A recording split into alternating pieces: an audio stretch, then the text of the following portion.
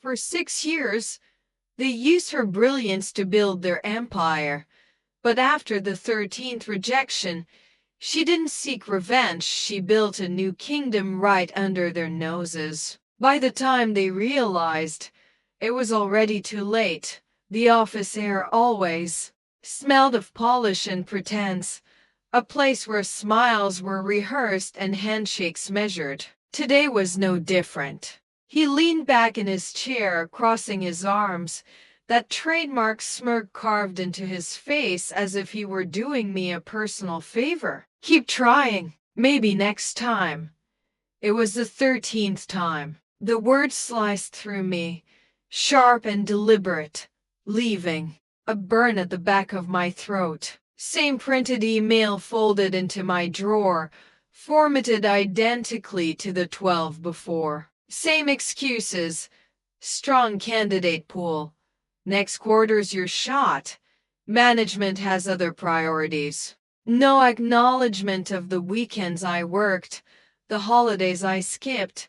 The clients I convinced to stay said I was invaluable but never valuable enough. I smiled, nodded, and told him I understood. Then I left that meeting and quietly started laying the fuse. 6 years ago, I joined as an analyst, eager, relentless. He had said I had the eye, that rare instinct for patterns and pressure points. I believed him, worked tirelessly to prove him right. Every review season, I sat across from him, waiting for the door to open. It never did.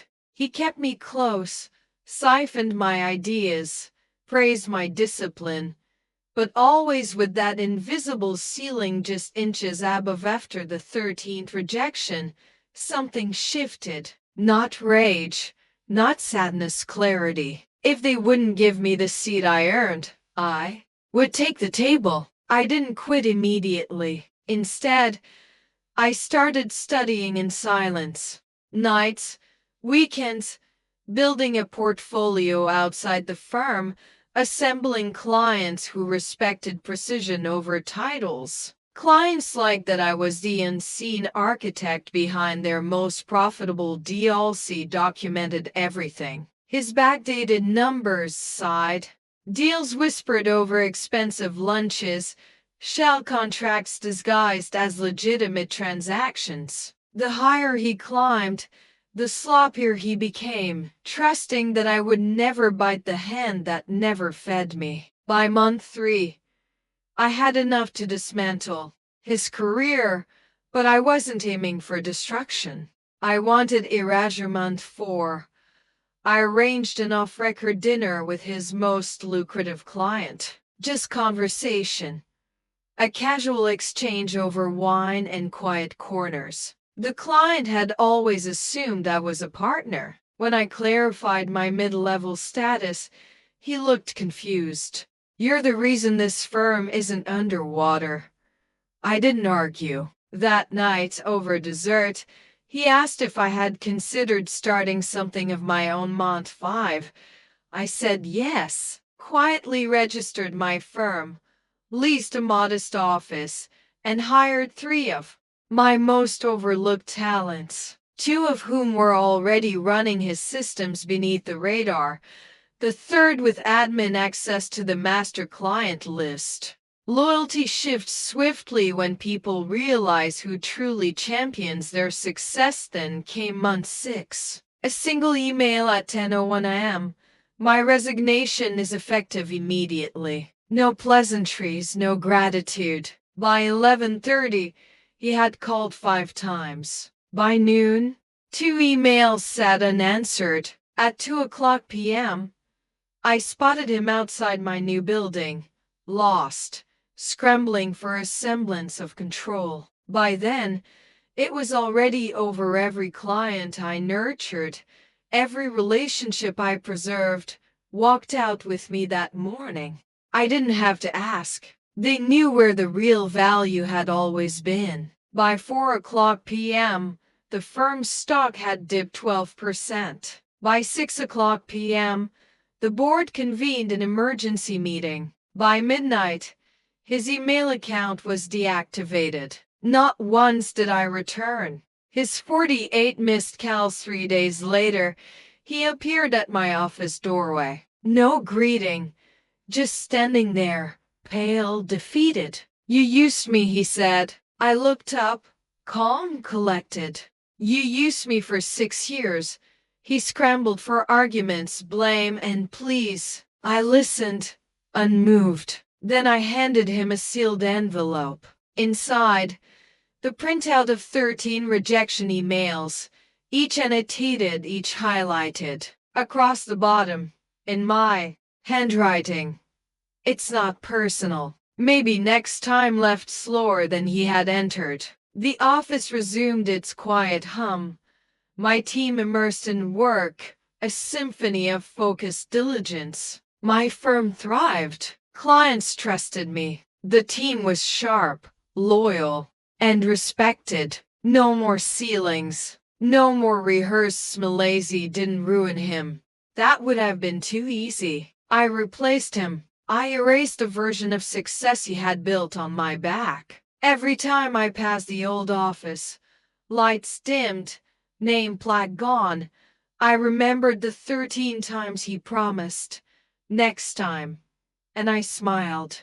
Because I made my own. The aftershocks of that departure rippled quietly, but powerfully. He underestimated how quickly a structure collapses when the foundation walks away. Within weeks, whispers filled boardrooms, not scandalous, not sensational, just quiet acknowledgments that the pulse of his firm had shifted elsewhere. He had taught me patterns after all. He just never thought I'd use them against him. Building my firm wasn't an act of rebellion. It was an act of precision. I wasn't fueled by vengeance. I was fueled by the certainty that I had outgrown his shadow. My team grew, not just in numbers, but in conviction. Each person had a story, a rejection, a moment they were told to wait. Their turn. Here, they weren't waiting. Here, they were architects months past, but the fallout from his downfall lingered. He attempted to pivot, to salvage what was left, but the ecosystem had shifted. Clients valued transparency now. They valued the quiet resilience we had embodied. His calls grew less frequent. His name, once a staple in financial circles, became a footnote. That was the subtlety of erasure. No headlines, just absinthe. Then came the gala, a yearly congregation of the industry's so-called visionaries. This year, however, the seating arrangements told a new story. My firm, barely a year old, was placed at the center table. His firm, tucked near the exits. The contrast wasn't lost on Ananias. I mingled. I caught glimpses of him, still trying to flash that rehearsed smile, but the sharpness was gone. He approached, drink in hand, the weight of humbled pride trailing him. "You planned this," he said, a half laugh masking the bitterness. I met his gaze. "You taught me to recognize leverage. I just chose to use it."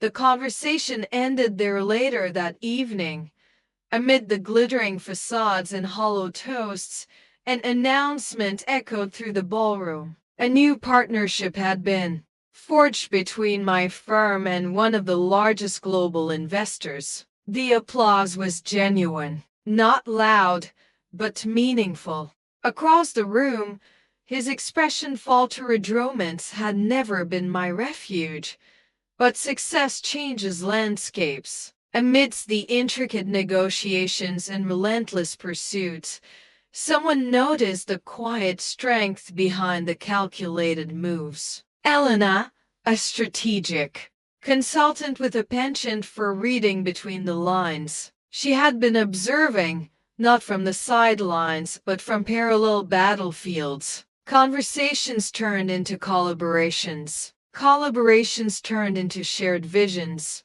She wasn't a distraction. She was an ally. An equal relationship was not born from stolen glances but from aligned ambitions. Late nights spent refining strategies, early mornings sharing quiet victories. She understood the war I had waged, not as a vendetta, but as a reclamation of worth. One evening, as we stood overlooking the city, she asked, "Do you ever miss it? The chase?" I smiled. "I don't miss the chase. I miss being underestimated." She laughed, the kind of laugh that understood the layers beneath the words. Old firm eventually folded, a casualty of its arrogance. No fireworks, no dramatic headlines, just a quiet dissolution. He resurfaced in smaller circles, offering consultations to those who hadn't read the room. Meanwhile, our firm became a beacon for talent who had been silenced, sidelined, or simply ignored. The final act of this journey wasn't a confrontation. It was a letter, handwritten, left anonymously on his desk as his office was being cleared out. It read, "You once told me I had the eye. You were right. I saw through you." I never knew if he read it. I never cared. The city kept moving, as did we. Elena and I expanded the firm, not just in size, but in ethos. Every client, every project was a reflection of a philosophy forged from years of being told, "Maybe next time." Now, when people speak of industry shifts, of firms that redefine the landscape, they mention us, not with fanfare, but with respect. And in those quiet acknowledgments, I find the real Victorite story didn't end with his fall. It began with our rise.